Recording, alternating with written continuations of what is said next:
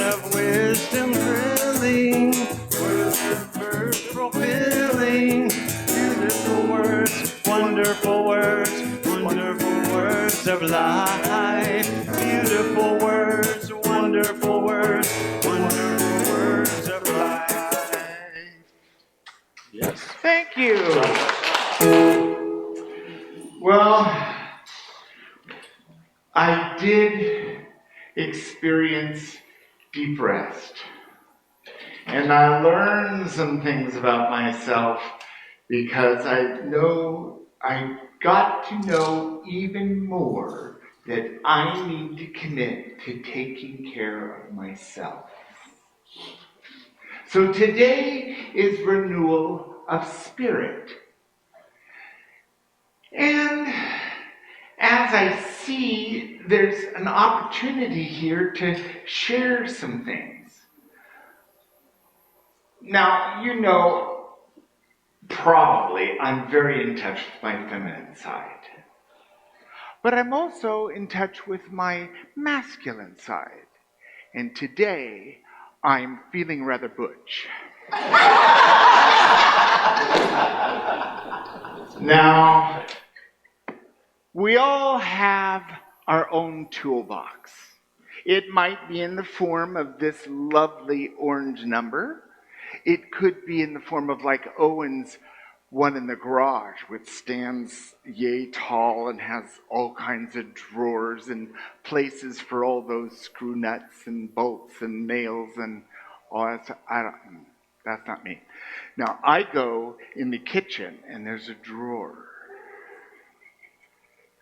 My hammer, my screwdriver, my scissors, my pliers, my measuring tape. And they're always there for me. Now, Owen has a tendency to put some of his tools in my drawer. Out they go. These are mine. He's got a great big toolbox in the garage that's all his. Now, tools are what we use to get things done, right? And I'm sure we all have tools that we use to renew ourselves. Now, I wanted to use a few quotes, and this is the Reverend Sue Sicking. I wish I met this woman, so profound, so wise.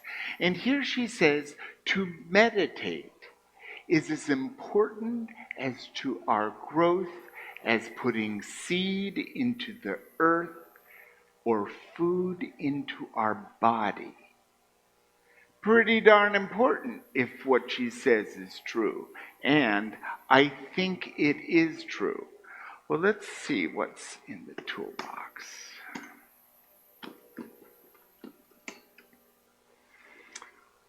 So one of the things I do when I meditate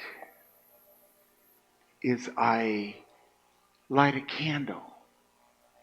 Now, I don't know if any of you know about this little wonderful thing. It's an electronic lighter. You just turn the switch and light the candle. I'm shaking. Come on, you can do it. Quite a testament of my experience. Okay, it worked. I love technology. Technology is one of those pieces I use to return me to center. So there's an app on my phone called Insight Timer, and I use it to connect, to hear wisdom, and to time my 30 minutes every day in meditation and prayer. I love the tools that allow me to buy technology to find my way to higher truth. I find many things online, podcasts. I also print out the Unity monthly prayer service from online. So technology provides tools to do what we need to do. But meditation is a daily thing I use to become fully present now.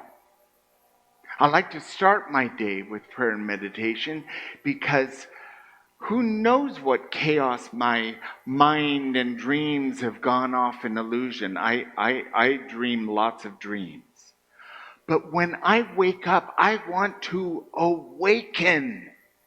And where I most want to be is smack dab in my spiritual journey. And I do that by prayer and meditation. And as I continue to practice that prayer and meditation, I experience deeper calm, deeper breathing, greater health, greater wholeness. And when something happens that shakes me up, I've got a deposit. I've got an experience of calm I can call upon in those stressful situations. This is why what Sue points out here is meditation is as important as what we eat and anything that we grow. This is a wonderful tool. Now, another thing that I love is beauty. I love flowers and I love nature. And in fact, I always have fresh flowers in the house. One big display of flowers that I can see at any time. Why? Why do we find solace in beauty and nature? Any ideas? Any? Life. Life, yes. Anything else? Reminds us of our connection. Makes us feel good. Yes, that's why I embody and have beauty around me. When I look out in nature, and boy, there's plenty to look out at, we can see that God is providing through love the expression in every leaf, in every flower, in every season. And that glorious rain that greeted us our first night back. It was like, oh yeah. Because while we were in Mexico, it was monsoon season, it rained every single night. So I got used to sleeping to that rain. May it rain here every night. Beauty comes in the form of nature and sunsets and sunrise and looking at the clouds to see what formations we can have. It's really a special experience to connect with nature. And we've got a beautiful labyrinth and nature sanctuary right here. In fact, if I've been working at my computer for like 3 hours, I'll push away from my desk, I'll get up and I will walk back to the back and I'll start walking the labyrinth. Now I may or may not walk the whole labyrinth, but I can connect with nature anytime in any way that serves my highest good. It truly is renewal of spirit. Now, another thing that I like is to be clean. Now, I don't go to the extent for Windex like in My Big Fat Greek Wedding where you just spray it on everything, like an annoying relative or a cut or a mirror. I like the fact that when I clean, there's an effect of what I'm doing. If something's not clean, it's cleaned after I've cleaned it. So every Sunday, I iron my shirt. Yes, I iron my shirt. And I love bringing out the iron and smoothing out the wrinkles and taking a shirt that was, it's a shirt, turn into $1,000,000 by ironing. And you see the effect of the effort. And it makes me feel good. I feel good when I put things back where I intended it to be. I always know where the iron is because I always put it back to where it's put. Now, when I got back from the trip, I realized I couldn't find my super duper fabulous pass case, which has a money clip on it and has all my credit cards in it. And I thought, I'm not going to take this on the trip because I don't want to lose all that ID and stuff. I'm just going to take a single credit card and my little health information and my driver's license. And so I took just that. But I got home and I couldn't find my pass case anywhere. And I looked in the trash. I looked everywhere. I thought. Now it came to this. I had to pray. I had to stop and I had to say, okay, I've done all that I could figure out to find this. Please lead me to where my pass case is. Now, I logged online to Chase Visa to see if it had been stolen and someone was using my card in a bad way. No problem there. It was fine. And then I'm here at church yesterday, and I like to make the name tags. Well, in order to do the name tags, I have to pull out this little fabric pouch in the bottom of my pack because it's got the little connector for the flash drive to go into my computer. I know it's too much detail, but I unzip this. The pass case is in that pouch.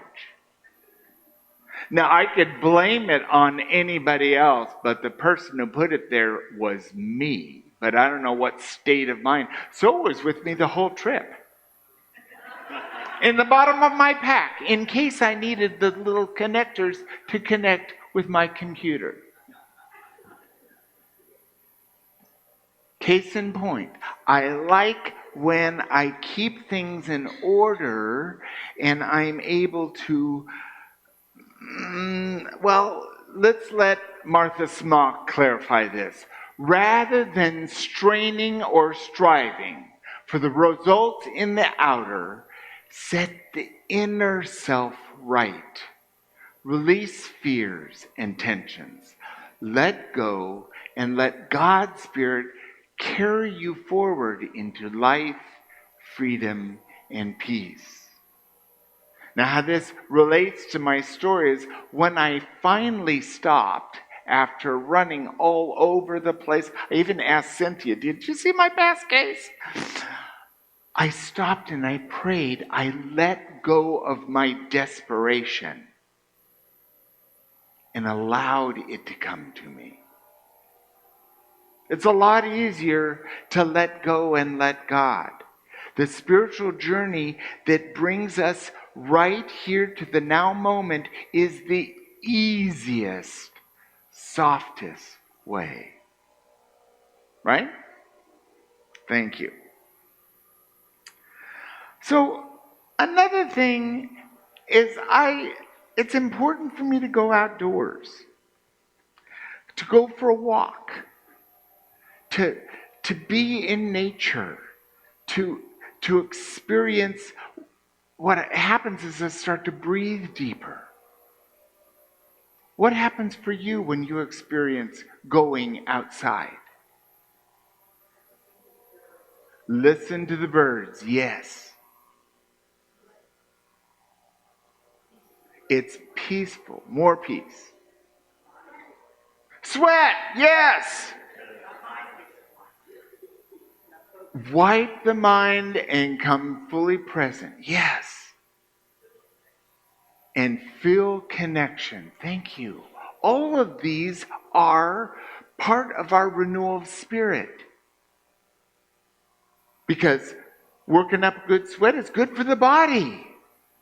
It's very good for the body. Sometimes it's just good to go outdoors. Now, family is important. I love all of my family. And from my family, I get love. I get opportunity for acceptance. I get growth opportunities, some of my greatest growth opportunities from my family. And the family that's most important to me is my one with Owen. We've been together for over 35 years. And in that journey, we have had such rich experience. One of the things that's really great about Owen and I is we share the same values. And that doesn't change. The best things about our relationship is we see the world completely differently. Which has wonder, and I learn new things and new perspective. It's wonderful. And one of the most challenging things about my relationship with Owen is that we see the world completely differently. It's also the greatest growth opportunity.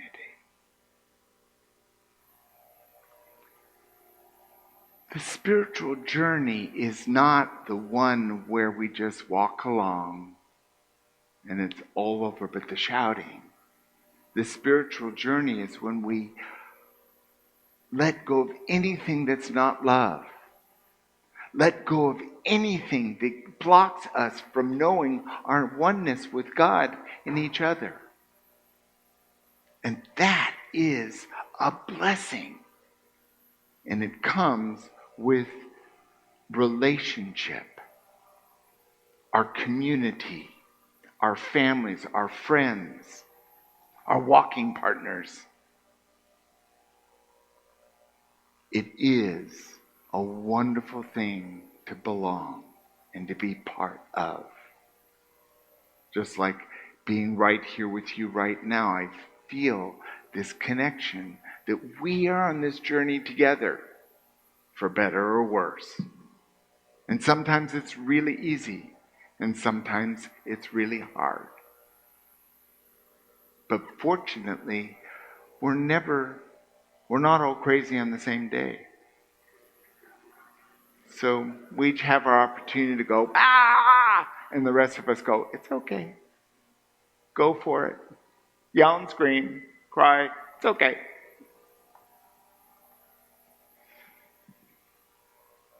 I love the water. I love the water. In fact, when I experience the water, now I can be on the water, I can be near the water, and in the water. And it has the same effect on me. I'm a water baby. It gives me a sense of home. Now, when I lived in Hawaii for 20 years, I would put on goggles like these and go swimming for an hour each morning. Home. It was my tangible sense of being whole, complete, and perfect right now in God now. Wonderful renewal. And now what I do is I put on my swimsuit, I get into the pool at Das Rec, and with 40 women and 10 men, I move and dance and push water around for an hour. I did it yesterday, and I'm still exhausted. Alma really worked me out. It's good exercise, and I get to do it with others, which is part of what I love to do. Now, from Scripture, Isaiah chapter 41, verse 10, the Message translation. I'm your God. I give you strength. I'll help you. It's a good promise. And in that, I trust and have faith in God. And one of the ways that I do that is my God box. Now, my God box, I've done all that I can. I've prayed, I've written a letter, I've done the service, I've extended myself. If there's nothing more I can do, I write their name or the situation on a piece of paper and I put it into my God box, giving it to God. It's a way of letting go and letting God. And some of the most dire situations in my life, having a niece that danced with crystal meth for 25 years, she definitely ended up in my God box. And now she's got like 6.5 years clean and sober. Not of my doing, but I could help by not being attached to the outcome in my time, which was only making me very, very uncomfortable. Anyone ever experienced that? Yeah. So you don't have to use a God box. You can just pray and give it to God. I like the physical experience of giving it to God. A God box.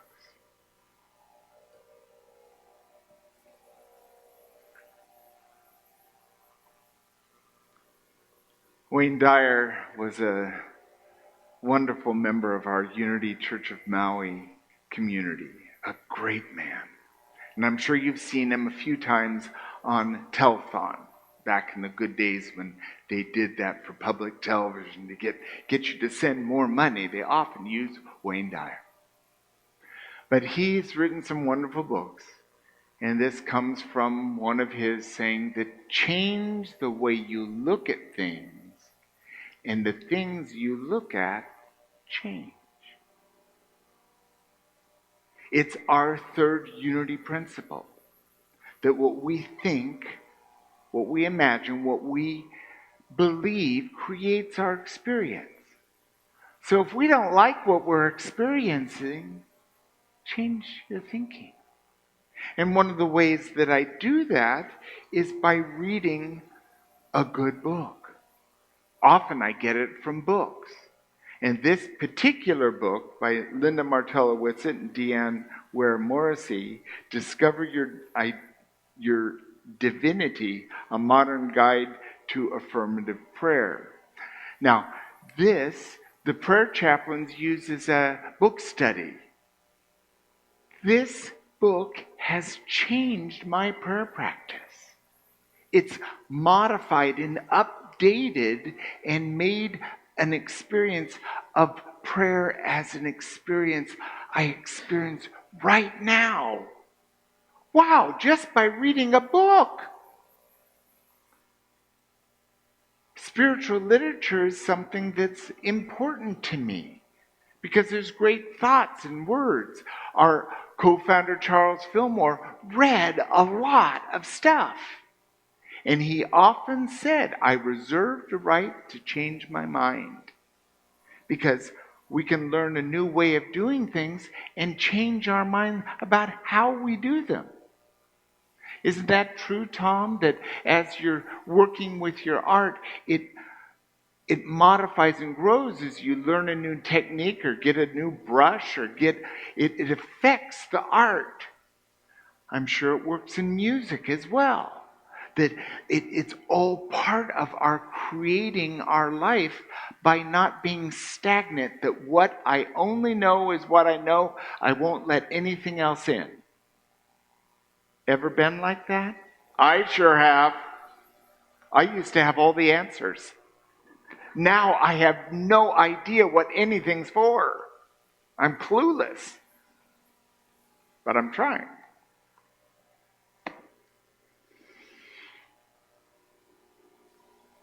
I have to tell it myself. When I lived in New York, I had a great job. They paid me tons of money and I could do my directing theater gig. And where I worked the longest was at a very successful midtown law firm, and I was in the records department, and I supervised 14 file clerks. And I always knew when I was in a bad mood because they would go to the sound system and then they'd put on Frank Sinatra. They didn't like Frank Sinatra at all. They more like Elvis Costello. But they knew that if they put on Frank for even 20 minutes, I would calm down. It really works. Owen knows it too, and he doesn't like Frank Sinatra either. Now, I'm sure each of us has music that works for us. What music works for you? Beatles? Leon Russell. The Eagles. Beautiful. Jimmy Buffett. Beautiful. Gladys Knight. And the Pips. I always wanted to be a Pip. So, can you see how there's a wonderful difference in the music that works for us? Now, I love a full range of music, very broad and very sweeping. But the music continues to give me a sense of the present moment and allows me to experience that renewal. Sometimes music is the only way I can get to the deepest sense of the meaning, because I don't think in our English language we even have the words to describe the feelings that I feel when I'm feeling the mystery of spirit. It's kind of like we don't have much word for it. And like the Eskimos have like gazillion words for snow. Well, what else are you going to talk about? But there's different kind of snow. There's wet snow and there's dry snow and there's hard snow and there's black ice snow and there's all kinds of. So our experience is based on our journey. And it could be the music that our parents played, or it could be the music we played in our first car, or it could be the concert we went to, or it could be just what happens by listening to music. Go, wow, that really works for me. Works because it works. And what's someone else's food isn't our food. And that's all right. It's important for us to learn what tool do we have in our box. And one thing I've always got handy is a little Frank Sinatra. I can sing to Frank. I can dance to Frank. I can listen to Frank. And I'm going to feel good if I listen to Frank.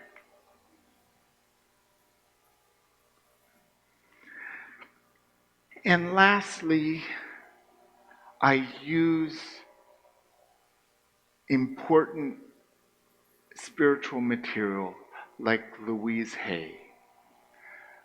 She took New Thought, the New Thought minister, and brought it into the most contemporary way that anyone could relate to. Affirmations of truth. And she discovered that saying affirmations of truth is a good way to heal our body and to heal ourselves. It's a wonderful way to live. And I have Louise Hay every day that can give me a message that restores me and renews me. Another thing that I do every day is I read the daily word. Unity's daily reading, which has an affirmation, a word, an affirmation, a writing, and a scripture passage. It's amazing how when I'm reading the daily word, often what it's talking about is exactly what I need to hear right now. Like today's word, glory. I don't even remember glory being one of the words before. And that affirmation, I celebrate the glory of God in myself and all others. It's beautiful. So take what works, leave the rest, identify the tools you use to ground, connect, and be on your path. And allow the renewal of spirit to be your journey each day. Thank you.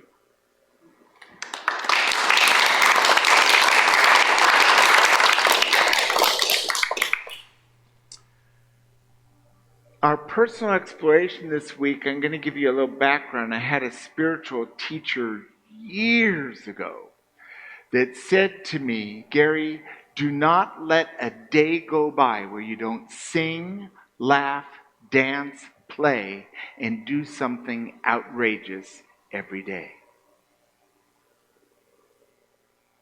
And I've seriously tried to apply that to my life, and usually I'm pretty good with most of them.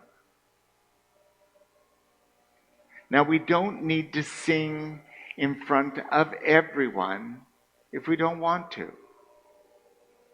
One of the great places you can have a concert with yourself is when you're in the car, alone. And if you have a really great voice, with others. It's singing opens it up to our breath. It's a great way to feel alive. Laughing at ourselves, laughing with others, finding the humor in things makes a lot of joy in life.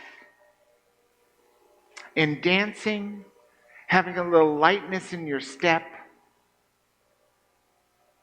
I don't see you dancing down the aisles in HEB, but you might have a little lilt in your step as you go.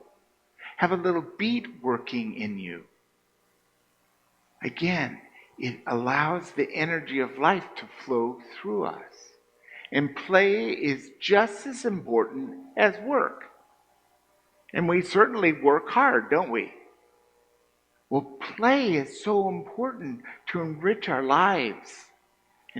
I love learning by playing, rather learning through work. But I learn through work as well. But play is good. Now, to do something outrageous every day is outrageous is doing something outside of your comfort zone, outside of your boundary. And so one way that you could do this is to do things differently than the way you normally do them. Try brushing your teeth with the other hand. Be very conscious about what you're doing so you don't brush your eyes or your ears. You brush your teeth. It's very different. And the value of it is it makes you fully present. You can't get distracted by other things because you're not doing things normally. Write with the other hand. Eat with the other hand. I do recommend that you rinse your hands, soap your hands, wash your hands, and rinse your hands in that order. If you change the order you do it, you don't get your hands clean. So some things you just have to do in the order that they happen.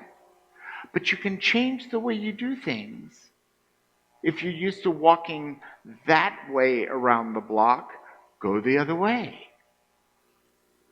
If you drive that way to get to where you're going and you go there all the time, go that way to get where you're going.